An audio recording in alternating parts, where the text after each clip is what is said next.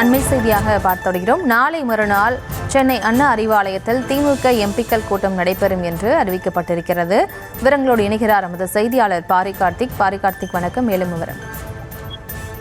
வணக்கம். தமிழ்நாடு முதலமைச்சரும் திமுக தலைவருமான திரு மு.க. ஸ்டாலின் அவர்கள் தலைமையில் வருகின்ற நாளை மறுநாள் செவ்வாய்க்கிழமை திமுகவினுடைய அனைத்து மக்களவை மற்றும் மாநிலங்களவை உறுப்பினர்களுடைய கூட்டம் நடைபெறுகிறது. குறிப்பாக ஒவ்வொரு நாடாளுமன்ற கூட்டத்தொடருக்கு முன்னதாக இத்தகைய கூட்டம் நடைபெறும். அந்த வழக்கமான கூட்டம் தான் இது. அது மட்டுமல்ல, மத்திய அரசுக்கு எதிராக பல்வேறு விஷயங்களை தொடர்ச்சியாக திமுகவுடைய நாடாளுமன்ற உறுப்பினர்கள் எழுப்பி வருகிறார்கள். குறிப்பாக தமிழ்நாட்டுக்கு வழங்க வேண்டிய கல்வித்தொகை உள்ளிட்ட பல்வேறு தமிழகத்திற்கு வழங்க வேண்டிய உரிமை தொகை உள்ளிட்ட பல்வேறு விஷயங்களுக்கு தொடர்ச்சியாக போராடி வருகிறார்கள். அது மட்டுமல்ல, பீகாரில் நடைபெற்ற அந்த வாக்கு விஷயம் அது குறித்தும் பேச இருக்கிறார்கள்.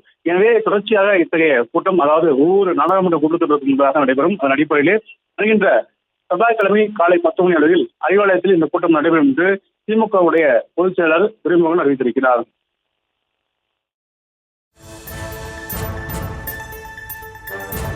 விவரங்களுக்கு நன்றி பாரி கார்த்திக்.